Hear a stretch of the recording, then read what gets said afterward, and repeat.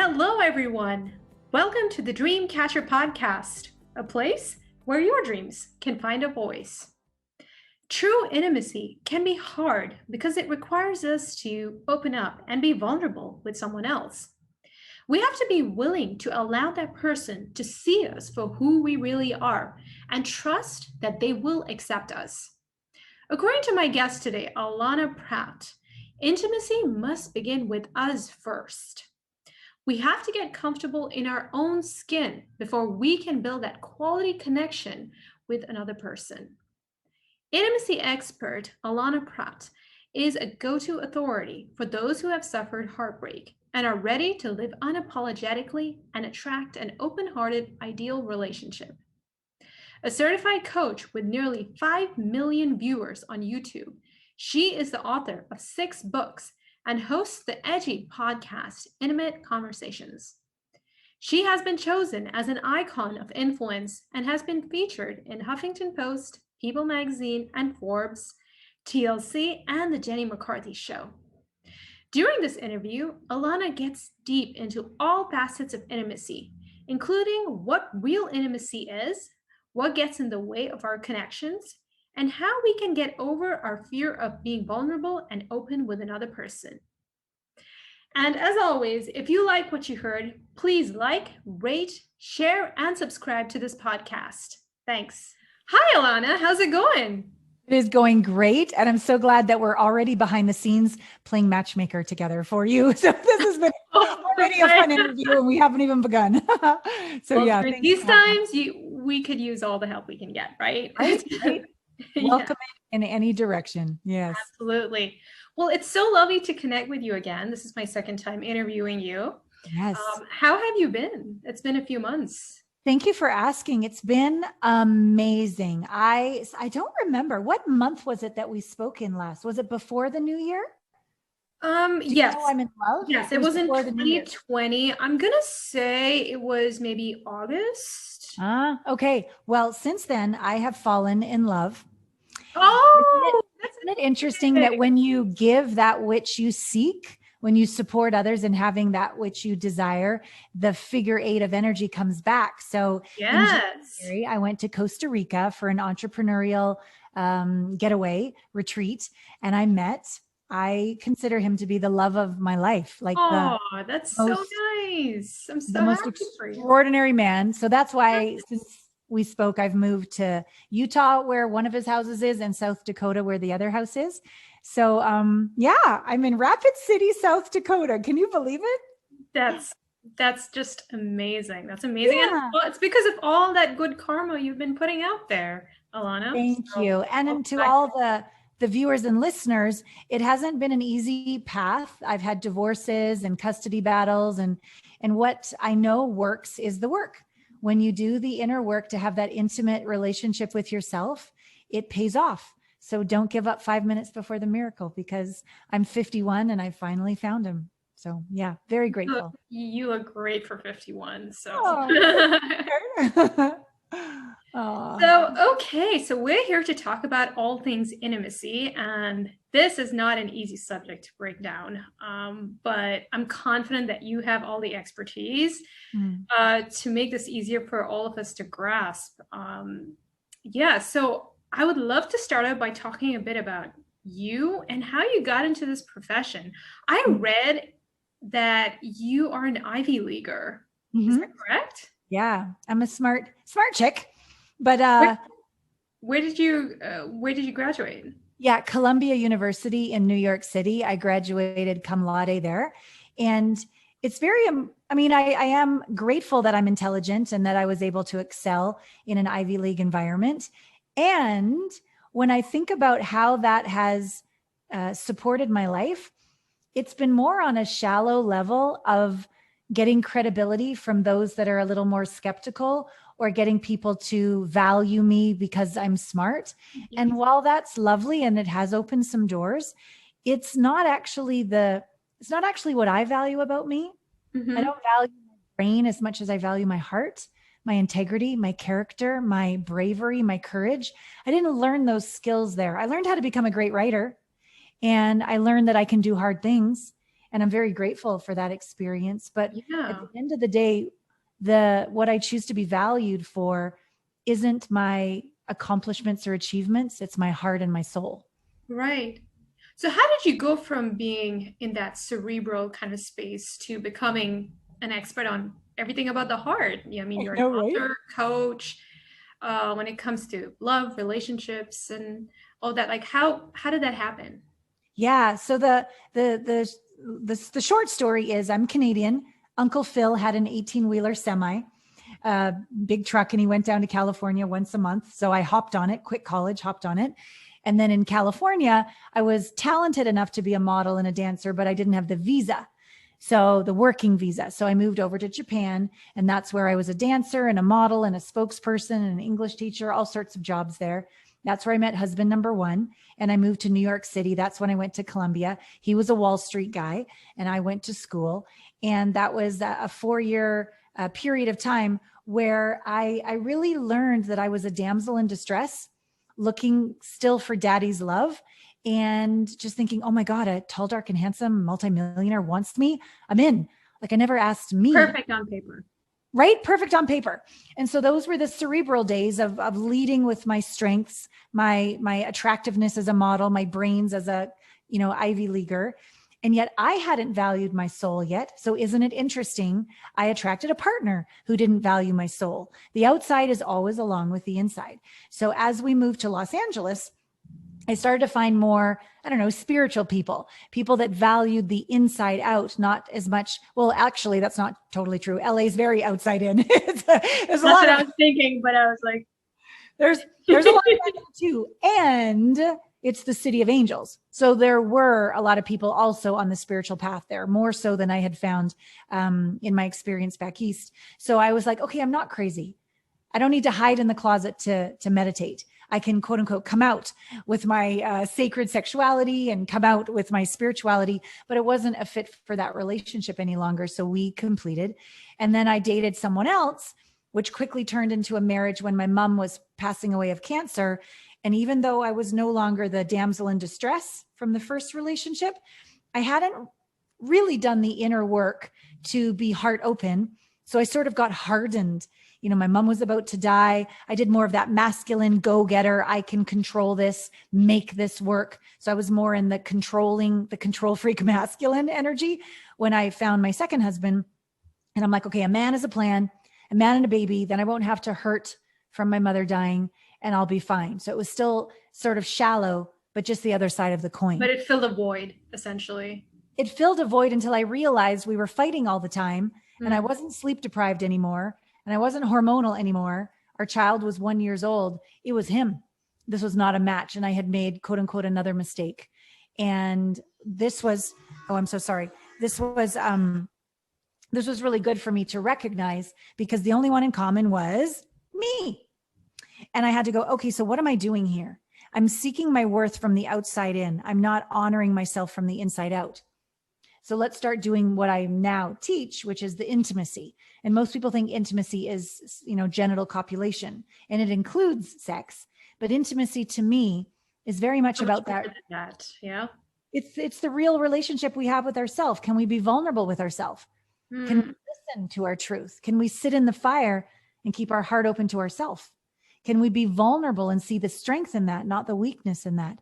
So I, at that point, did not have a strong, intimate relationship with myself. So I took responsibility for that and forgave myself and forgave my ex. And that's what launched my intimacy expert relationship coach career, was really me walking my talk, healing and sharing what I'd learned along the way. Okay. And what did you learn about intimacy? Like what does it take to really be intimate with yourself? Like what was some of the things that you learned on your journey? Yeah. Well, when I first looked inside and slowed down, I didn't even know, Celine, I had an inside. All it was just projection. Look what I can accomplish. Look what I can achieve. Can I be a people pleaser? Do you like me? It was all outside in. Yeah. When I started to look inside, I did not like what I found. There was an insecure part of me a humiliated part of me, a wobbly part of me. There was all these parts of me I did not want to look at all. So we could say I did not have an intimate relationship with myself. And as soon as I found these unfavorable parts of me, I judged them. I wanted to fix them. I wanted nobody to know about them. And I was quite critical and cruel, which of course made it worse, not better, until I learned, oh, this is ineffective. I need to learn. Here I am seeking unconditional love, but I don't love myself unconditionally. Yeah. I'm seeking appreciation, but I don't appreciate these parts of myself. So I learned, and I have various, practices, quantum psychology practices, meditations, etc. And so I came up with this way to be with these wobbly parts. I call them little you. And I learned, because I became a mother, that was just an instant unconditional love of my child. And I now treat myself the way I treat my child. Can I be unconditionally patient, loving, listening, acknowledging, validating, seeking to understand, not to fix myself? And as I did that, I started to feel more confident, more peaceful, more calm, more alive, more unapologetic.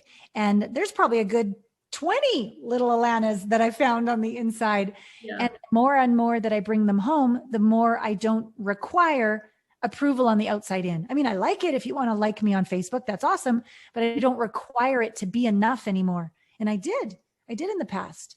My worth was based on your opinion of me. Now it's based on my opinion of me, or the divine's opinion of me, which is that we all are a child of the divine, Right. Perfectly imperfect. And what are some of the signs that we don't feel connected to ourselves, and that we are not accepting all those, those ugly and darker aspects of our nature? What are some of the signs that people should look out for? You will be seeking your approval by someone else. You will be 3 steps ahead in the conversation, trying to figure out, what do I need to say? What do I need to do so that they like me, date me, give me money, don't reject me, whatever. We'll say yes when we mean no. We will do a lot of shining people on and being fake. We will not be at rest. You'll feel this kind of anxiety until they say something you want them to say. Then you'll feel the relief. It's outside in. So be the observer of noticing how addicted you might be to attention, getting that text, or how much you resist being alone. Another sign is, can you be at peace with your own aloneness? Can you find joy, nourishment in your alone time? And if you can't, and you need to be busy and always working, or you got to do drugs or drinking or anything so you don't have to feel, and numbing it, yeah. Totally numbing it. That's another sign that there's something in there unintegrated, unprocessed, or unhealed, a little you that needs you. No therapist, even though I'm an amazing counselor, no therapist, no counselor, no healer can ever ultimately give you what you need to give yourself. It's like a big you needs to love little you unconditionally and come home into oneness on the inside to finally feel whole and home. Yeah. And then how do people start doing that? I mean, because it's like there might be so many complicated issues that they need to untangle. So how do they begin that process of unraveling all those complex feelings? Like, what do you recommend? Yes, I recommend getting two things. One, do work, be shown processes that are proven to work. So get yourself some guidance, i.e. ask for help. And 2, get yourself a community that doesn't judge. So I have an online curriculum. It's called Heartmates. You can find it at heartmates.app. It's our partnering app. It's where people date. And there's another component where people do the online intimacy training. And there's another component where you practice conscious communication. We call them conscious connection calls every Friday, where you literally show up and you practice deep, meaningful, honest, authentic, intimate communication, both giving it and receiving it. Because what I've discovered is if you don't practice getting on the bike and you just read a book about how to ride a bike, you're not going to learn how to ride a bike. You got to get on the court. But it's a lot to risk when you've been hurt over and over and over, just to launch onto a dating app and potentially let trolls and ghosters and cheaters and gaslighters and all the rest of it have their way with you, right? So I want to protect you and not be hurt again while inspiring you to do the work, while encouraging you to get on the court and practice communicating with others that are doing the same as you. So everybody on my Heartmates partnering app is doing the work. Everybody on the Heartmates dating app is in the work for a year. So let's just be clear, people. If you've been doing something for a couple years or a couple decades, no offense, but a weekend workshop is just going to be sprinkles on the ice cream cone of shit for a momentary relief, only to be disappointed and feel even worse later.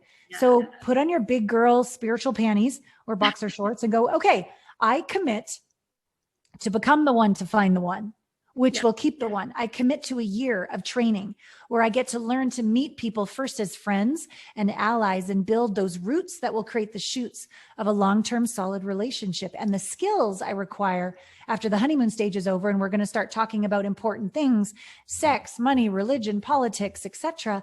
I'll have the skills to have those uncomfortable conversations. I'll be able to keep my heart open to myself, keep my heart open to my partner, and literally grow stronger through uncomfortable wobbles when normally the first wobble and people ghost, ditch, cheat, leave. And isn't that a sign? Isn't that a sign that that there is something that you really need to look at within yourself if you're constantly attracting these ghosters and these ghosters? That's a classic sign, isn't it? A classic sign that you're ghosting yourself on some level. Because the inside always creates the outside. So where are you avoiding yourself? A feeling will come up, but you push it down. You numb it. You pretend like spiritually bypass. Oh no, everything's for me. Nothing's against me. But you really are still ashamed and terrified deep down inside. Any of these behaviors of somebody cheating on you, ask the question, where am I cheating on my own values and integrity? Someone's ghosting you. Where, when the tough conversation needs to happen, am I avoiding myself? Emotionally unavailable people. Where am I emotionally unavailable to myself? Joy is fine. Sadness is not. You know, feeling confident is fine, but feeling insecure is not. That means you're ghosting the little you who doesn't need you to bash them over the head with a 2x4. The insecure one needs you to give them a hug and listen and give them compassion and teach them how to have confidence from the inside out and no longer give it away, seeking it from the outside in. You're getting cheated on. Where are you cheating on your own dreams and values and settling? Everything. And this is not for the faint of heart. My second husband was a very angry man. Oh, but I'm not. Actually, Allana, grow up. Come on, you know this. Where are you pissed at yourself? Where are you still punishing yourself? Even guilt is self-punishment, right? So everything on the outside has a root on the inside. And my program takes it slow, one step at a time, to be able to have a look at these without self-judgment, with compassion, and provides the tools to integrate our shame, our anger, our sadness, our fear, one at a time in a lasting way, so that you can feel confidence from the inside out. And your new 0 point, your new baseline, is one of confidence, calmness, and openness and delight to what's possible, not closed fear of, when am I going to get hurt again? Well, you're going to be right about it if that's the question you keep asking, right? You're going to attract it because everything's energy. I totally agree with you. But what about inner child issues? Because I know a lot of people have mommy issues, daddy issues. So how does that play into all of this? Basically, our parents did their best. Yeah. So let's not hold them accountable. Let's not be victims to our family. Okay. And let's be aware and discerning that, oh, my parents worked a lot. They were trying to provide for me and I felt abandoned. I have abandonment issues. I am going to heal that and not abandon myself, not reject myself, not gloss over myself. I'm going to re-parent myself the way my parents didn't. Okay. Let's say your parents never learned how to sit in their own fire and see anger as an indication that something needs to change. All anger is potency, intense energy that says, this is out of integrity. This is not aligned with my values. This needs to change. That's what anger is telling us. But we have been taught in our society that anger is bad and wrong. So we stuff it down and then we get depressed, or we bottle it up and then project it. And we're cruel and emasculate the people we love. So we often get stuck in a trap from our parents who were angry. I'm going to avoid conflict, right? or we push it down and get depressed, or we become an asshole and we project it onto others. So another mommy daddy issue is, oh, I need to learn to integrate anger in a new way so I can see the lesson of it. I need to no longer suppress or project. I need to learn all these stuck energies, triggers. I need to integrate them so I can be present and not overreact. That's another good indication that you haven't done your work around anger, is the smallest thing makes you react 10 times inappropriately. That means there's a trigger in there, a trauma. Yeah. Okay. It just needs to be healed and integrated so that you can remain present in the face of anything. There's basically all issues that my clients come to me with have stemmed from mom or dad or whoever was that parental figure, maybe society around taboos around sexuality, religion. They might have a lot of shame around. I mean, culture is a big factor in my life. So I know that heavily influenced me and my views on intimacy and what's appropriate and what's not appropriate. Right, right. So all of these, what I would put them into the same pile, where something on the outside told you how you are is not okay. And that's a gift. It's an uncomfortable gift, but it's a gift to show you, oh, I'm defining my joy, my dreams, my vision, my mission, my life, my expression, my relationships based on someone else's opinion. I'm going to take my power back.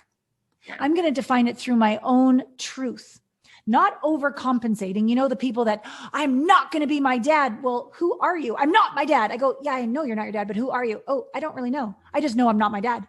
Well, we have to get beyond that to discover actually who are we? Clear about who you are. Yeah. Yeah. And then express that. And if that means some of your friends change, so be it. If it means you spend as much time with your family and you create a family of your own, i.e. you pick a new group of people to hang out with, a new job, a new city, a new whatever that aligns with what's true for you, so be it. And then navigating other people's opinions of that, judgment of that, rejection of that. It's not easy to be free, but it's your birthright. It's your birthright. And it can be done, which is why the group coaching that I do every single week with my intimacy breakthrough group or my inner circle group, we are often the closest family relationships, tribe, soul tribe that people have ever had, because we don't judge. Zero judgment. It's unconditional love. And it's a safe place for all of us to speak truth and not only be heard, but be celebrated, encouraged to go for it. Because back in our quote unquote lives, you may not receive that same support or celebration from your society, your family. They need that space where they'll be accepted, where they feel like they won't be judged. And we need that. That's the only way that we can grow. Yeah. Allana, once we do the inner work, and we're ready to get out there, and we start getting close to somebody, a special someone, how do we do that? Like, how does intimacy, a healthy form of intimacy, really look when you meet someone new? Like, how does that go? Well, people started to meet. First, we said, like, do the work and then be in a community where you're not judged. Well, people started to fall in love in my programs. And they might have known each other a year ago, but they were still going through their wounds. And so they learned to respect. Look at them. They do the work. When things get tough, they don't give up. Wow, look at who they really are. And then their walls are down and their hearts are open and they're their authentic selves. And then bingo, they fall in love. And so when we quote unquote get out there, that's why I created Heartmates, heartmates.app, our partnering app, is because there's no safe place to begin this intimate exploration and getting to know people over time. It's sort of like, I'm so desperate. Let me find the one. Fine, we'll sleep together. Fine, whatever, because you're just so empty and you need something from the outside in and you don't take the time to really slow down. Are we aligned with our values? Who are they when things get tough? All of these things that you really need to know before you deeply, deeply commit to somebody. There's not a structure out there that supports that happening in a safe, effective, healthy, long-term, way, which is why I created this year-long program where everybody dates and does the intimacy training and gets on the court practicing communication. And these questions that I ask on these Friday calls, they're deep, they're intense. But when we break people out into partners to practice, when you listen to someone's answer, all you get to say is, thank you. You may agree, you may disagree, but it's safe. and you practice as a listener, not interrupting, being 3 steps ahead. There's no fixing, there's no justifications. You just say, thank you, which means I heard you and I understand you. And then when you speak, you know you're not going to get judged. So you don't have to keep speaking for fear they're going to interrupt you. You don't have to say what you think they need to say in order to like you. It's just authentic and free. So you take these skills we teach in the Conscious Connection calls into the dating app with who you meet or the other people in your life that you meet.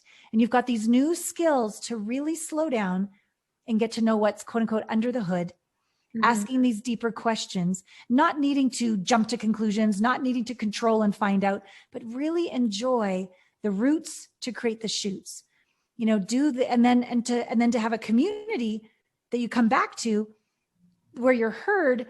They're like, well, he doesn't text me back except for like 2 hours before a date on Friday. And then he asked me out. And what should I do? I go, okay, let's practice this, because the head will spin. The head will always say, well, this or that or this. That's not where the wisdom is.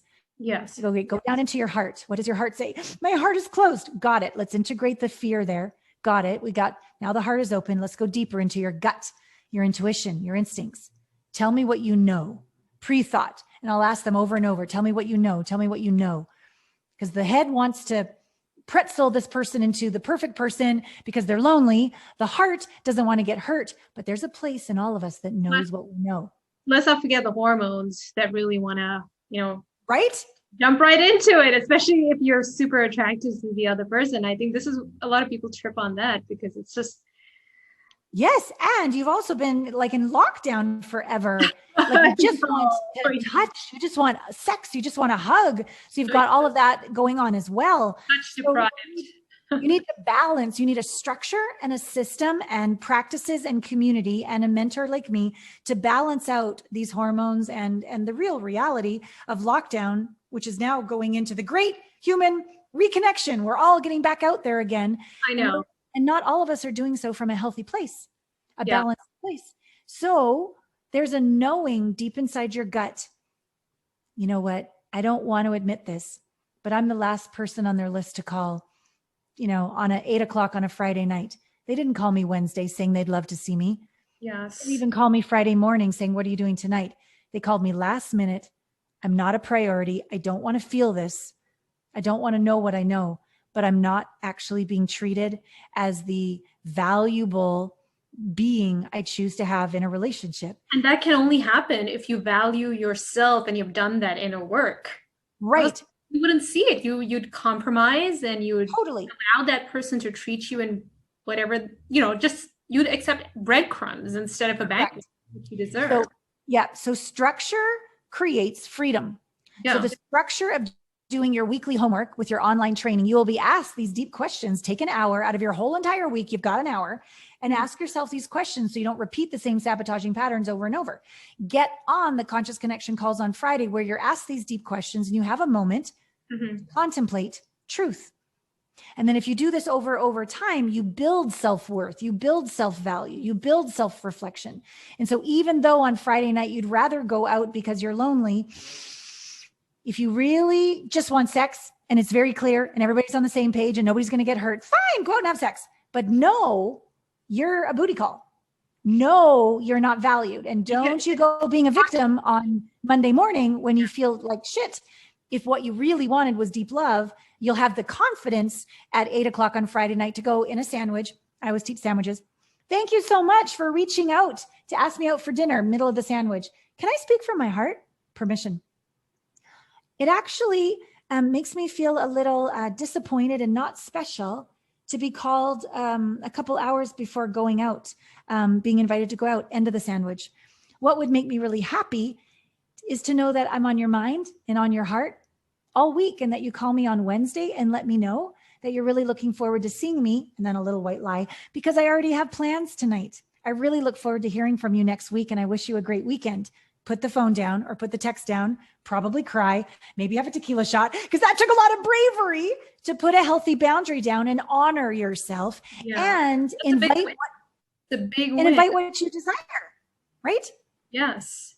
But Allana, whip out your vibrator and have a great night. So anyways. Alana, what I found out is that, and this is a general statement I'm making, but I've found, and this my girlfriends back me up on this, is that a lot of women have lowered the standards, and Yeah. I think men feel like they can get away with it, like they can get away with subpar treatment, and that Yeah. it's okay if they don't call you on time or if they kind of disappear for a while. And this is a bit of an epidemic in the dating world. I don't know how COVID has changed that. It probably has. Yeah. But, yeah, but I think at least for women as a collective, we really need to raise our standards and Mm. be like, okay, this is what we want. Yes. Because yeah, so I don't know what you feel about that, but this is the feeling that I get and my girlfriends get as well. Yeah. So step one would be knowing you're worth it. So there's some inner work to do, which will Mhm. lead to a natural expression being a heightened in standards. But we also need to learn how to invite masculine grandeur out of a man, invite his noble badass. We're not going to do that by emasculating him or saying, "Hell no, am I going to go out on a date with you 2 hours before on a Friday?" Like he's going to ask you out again. I don't think so. But give him a chance by knowing your value, doing your inner work, getting in a program like myself.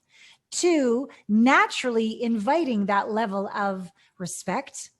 If they don't, being able to invite it as a queen, priestess, goddess would, from her own grandeur herself, be alluring in a sacred, honoring way of what would delight you and make you very happy. And then let go of attachment, because confident women are not control freaks. And you see what he does. All of that is a vibration of I'm worth it. Just They hiring can our, sense they can men can sense it. oh, Um, 100%, 100%. A woman who has high standards with a chip on her shoulder, who's bitter and hates men, is mm. different than a woman who's truly a queen, where it's just the next natural thing to honor her. There's a difference. Yeah, and it has nothing to do with looks. It's about this energy that you Exactly. emanate, you Yep. know? Yeah. Yep. And in fact, just a fun little personal story. There's, well, you're gorgeous. And I might be like a cougar, a little older than you, but that's fine. So, but I mean, if I really, really wanted just to have some sex, I could manipulate it. I could work my whatever outfit. I could do whatever I wanted. But for me to truly invite that level of claim and honor and respect, I have to be willing to sit in the fire.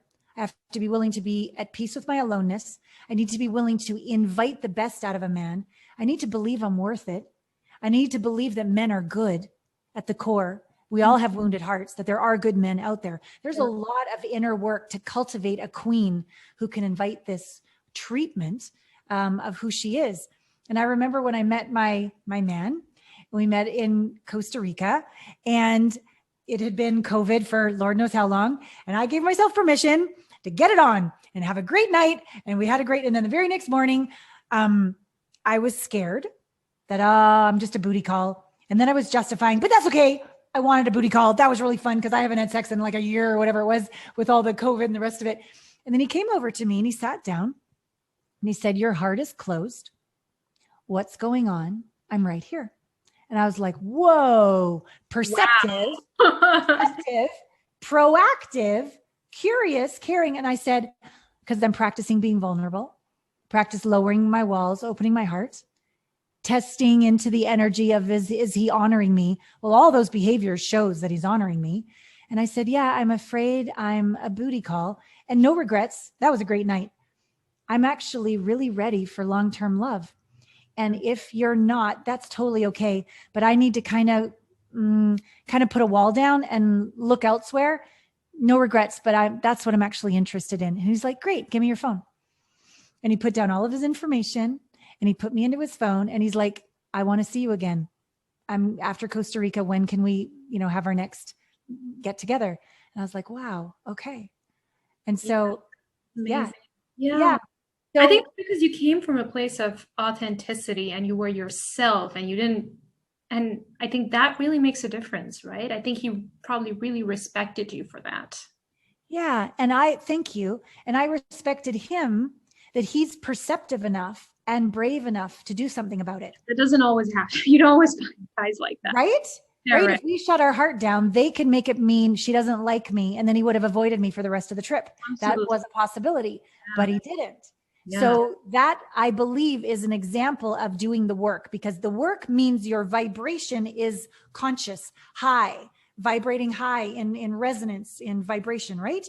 So if you go out in the world, low vibration, heart closed, bitter, haven't done your work, you are a literal energetic vibration that cannot scientifically attract anything other than that. And I do my work. I have 3 coaches, even though I have a full coaching practice, right? So I do my work all the time. So I go into this retreat situation, vibing high, being my most self-expressed, doing my best to let go of the attachment, open to the mystery. I'm a high vibe. So then I have the literal scientific capacity to attract. Of all the guys I was attracted to at the event, he's the one I went for because he's a high vibe too. So his behavior is an expression of my internal work, because he does his internal work too. Does that make sense? Right. Absolutely. It really does. Yeah. Yeah. So work works.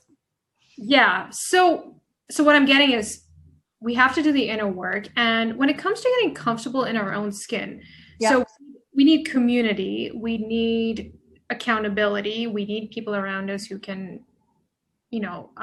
kind of be there for us when the going gets tough. Is there anything else that you recommend for us to start getting more confident and more okay with opening up to somebody? Really seen for who we are. Yeah. Practice. And a structure that gives you, like, burn the bridge so you can't go back.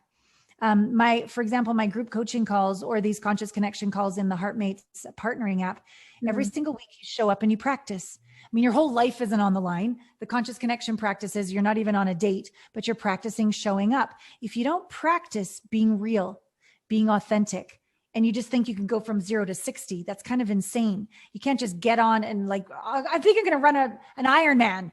Maybe start with a 5K before you go all the way to the Ironman. So you've got to show up and start practicing. Give yourself a little bit of a break. That anything worth cultivating, mastery is, what do they say? 10,000 hours to be masterful at something. Yes. So you gotta start getting on the court. And when things get a little wobbly, have a structure in place so that you don't give up and sabotage yourself 5 minutes before the miracle. So that's why this program is a year, not a weekend, because it's going to take something to go past where you normally stop. And I'm no different. It's like training for a marathon, right? You just got to go at it every day, and then slowly you get stronger and until it becomes the new normal, and it becomes quite natural. And even this morning, like literally Celine this morning. So we're now living together in South Dakota, and I'm whatever I'm doing, stretching in the living room. And he comes in, he's like, "My beloved." And I'm like, I can hear it coming. I'm like, "What?" And he's like, "The knife, when we wash the dishes, the knife. Could you put the knife down, not the knife up when you wash the dishes? Because it's less pointy that way." And I said, "Oh, my beloved, I would love to." Right. And it's something really simple, but that's a tiny example that if we practice these little bumps, expressing to each other with kindness, when it's something big, we've built goodwill. We've been practicing. We've been honoring one another. We've been using humor. We've been using invitation. We've been using, I'm not leaving the knife up because I'm a bitch and I'm trying to hurt him. Like, we give each other the benefit of the doubt, and all of this builds up through practice for those moments when you really need it. All matters.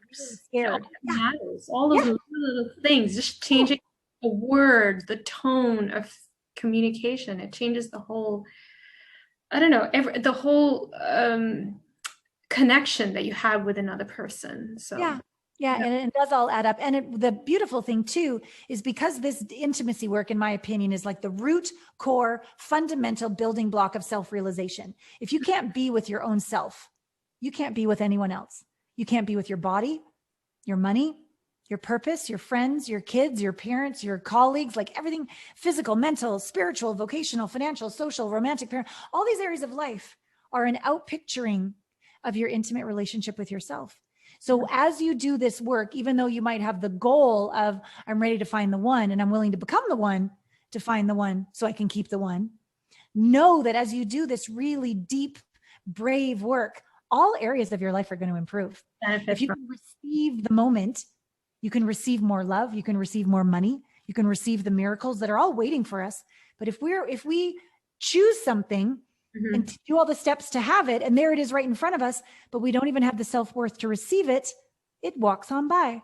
The money walks on by. The new job walks on by. The opportunity. Like, what if I had said no when I was invited to that trip to Costa Rica?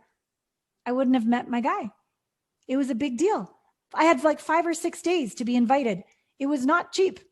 And I had to like go through all these steps to apply, but it felt right. And I was brave. So these are Do we feel drawn to? totally, but I Okay. had no idea it was because of him. I thought it was, and it is actually a beautiful community. And I do very much feel at home. And they are conscious entrepreneurs who choose to make an impact on the planet. They're my people. Yes. And the universe was like, okay, girl, it's your turn, show up. But if I didn't follow the call and have that connection with my intuition and be brave, it wouldn't have happened. So just a note to everybody that as you do this intimacy work, know that this is going to make every area of your life up level. You'll get a massive return for your investment of time, bravery, doing the work. You'll be that it person. You'll walk in that room and you'll shine from the inside out because you know you're enough. You're not perfect, but you love your wobbly part as much as you love your triumphant part.